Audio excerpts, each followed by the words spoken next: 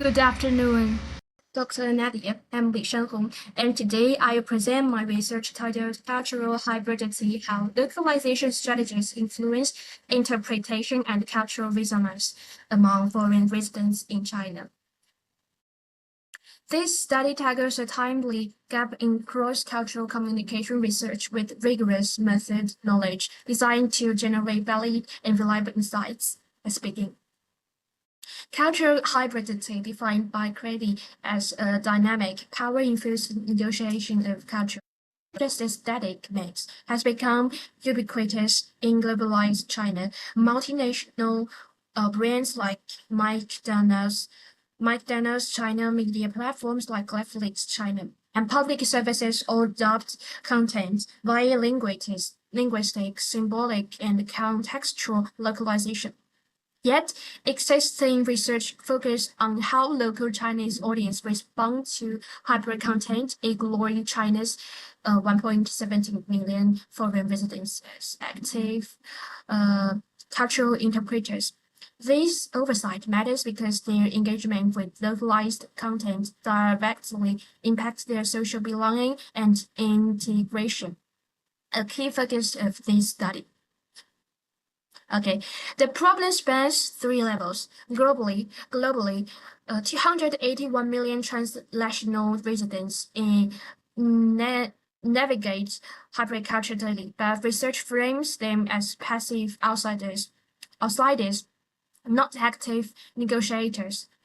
Nationally, Chinese foreign residents research fixates on business expats, connecting international students, digital nomads, and long-term migrants. Subject-wise, no studies link China's three core localization strategies to how foreign residents interpret cultural hybridity or experience cultural resonance.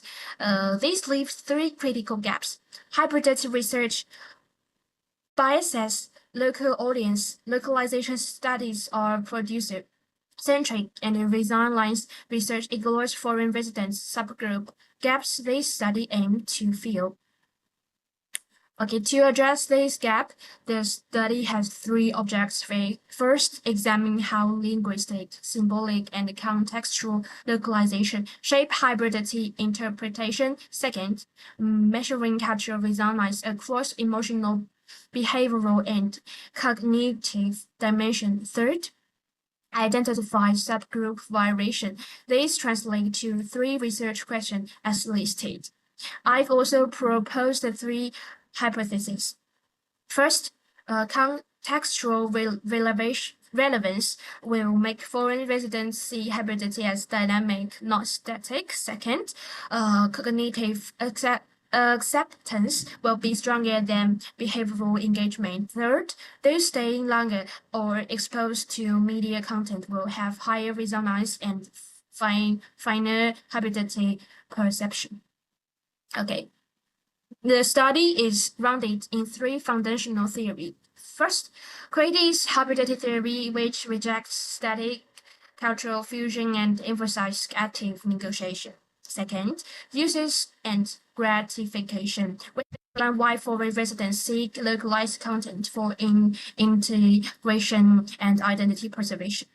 Third, cultural resonance theory, which defines resonance as emotional, behavioral, and cognitive alignment with content. So together, this theory frames foreign residents as active interpreters, not passive consumers, a key list of research. Okay, the conceptual framework maps the relationship between the variables. Our independent variable is localization strategies. These strategies influence our mediating variable interpretation of cultural hybridity, which then shapes our dependent variable. Cultural resonance. We also include moderators, demographic factors like length of stay and home culture, and the contextual factors like city and content type. This model helps us test how localization strategies ultimately drive cultural resemblance through hybridity interpretation. Let's dive to the methodology. Detailed image research, which is designed to rigorous, systematic, and align with the study's objectives. So first, the research method. I've adopted a quantitative approach for its structure, empirical nature. This allows me to quantify variable, identify clear patterns, and draw generalizable conclusions. Critical for testing the relationship between localization strategies, hybridity interpretation, and cultural resemblance. So second, the research design. A descriptive design which focuses on document what is happening. This is ideal for capturing foreign residents' perception and patterns without exploring castle-wide relationship. Data will be collected via a structured survey questionnaire. Third, study location and population. Thus, research takes place in China's first-tier cities, Beijing, Shanghai, Guangzhou, Shenzhen. How do 60% of China's foreign residents? National Bureau of Statistics of China. These cities are highly internationalized with the perceived localization strategies and diverse foreign communities, making them perfect for this study. The target population is foreign residents aged 18, more than 18, include students, professional and long-term expats. Okay, these are samples and sample size. The sample frame includes foreign residents with at least 6 months in China. Ensure they have enough cross-cultural experience to form meaningful perception. I'll use a mix of convenience and purposive sampling and maximize diversity to determine the sample size. So I used the G-Power software with 3 predictors. Alpha equals 0.05 and the power equals 0.95. The minimum valid sample size is 119 participants. This ensures statistical power to test hypothesis. Okay. Fifth, the research instrument. A structured questionnaire built on Google Forms with the 22 closed-end and Likert scale questions. It's been validated by experts in cross-cultural communication and international business, plus a pilot study with the 20 foreign residents to refine clarity. This questionnaire have 4 sections: demographics, perception and of localization strategies, interpretation of cultural hybridity and cultural resonance. Before the questionnaire, participants will read the participants' information sheet and sign an informed context form. Okay, so next is ethical considerations. I obtain formal ethical approval from University Research Ethics Committee.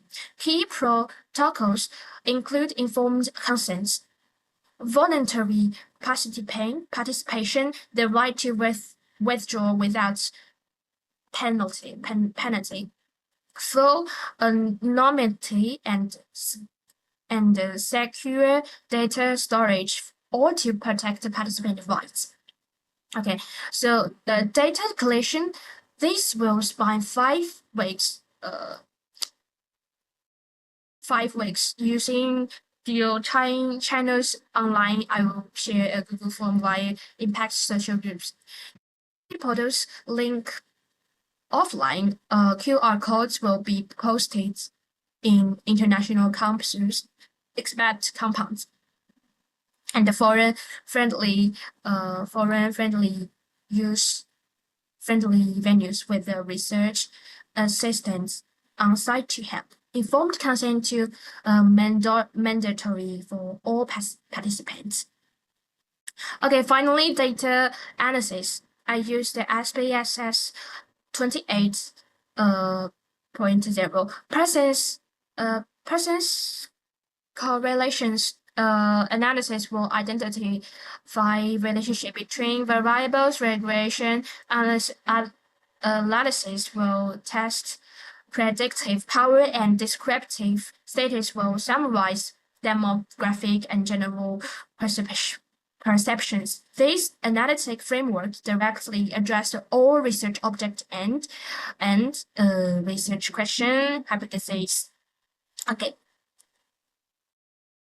Based on method knowledge, I anticipate three key results. First, contextual relevance. Aligning content with local norms will be the strongest predictor of view hybridity as a dynamic regression analysis results.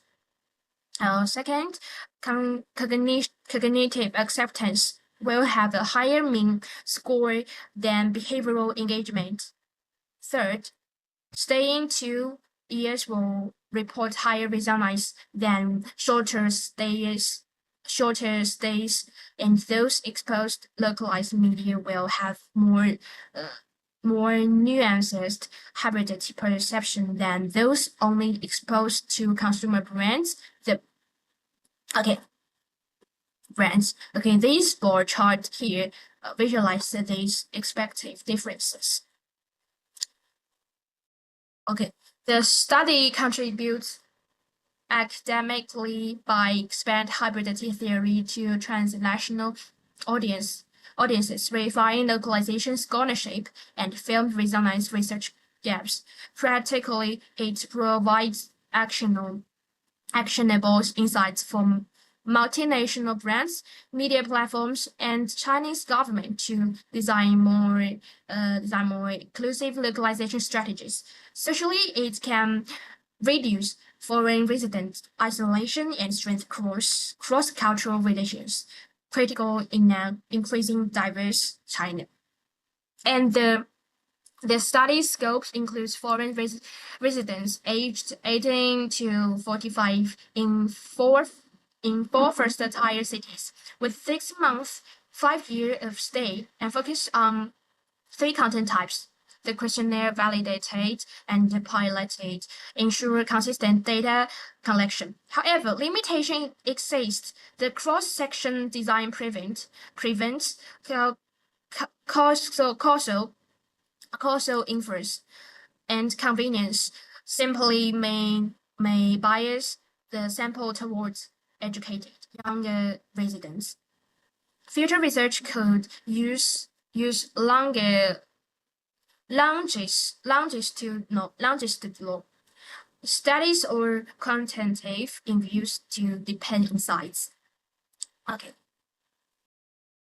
So, in summary, this study addressed the critical gaps via a rigorous quantitative descriptive method knowledge detailed in chapter 3 with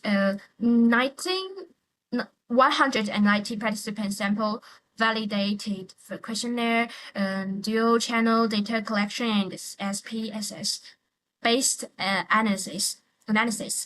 The research is designed to generate valid, reliable findings by positioning foreign residents as active cultural negotiators. It advanced academic knowledge and provides practical insights for cross-cultural communication in China.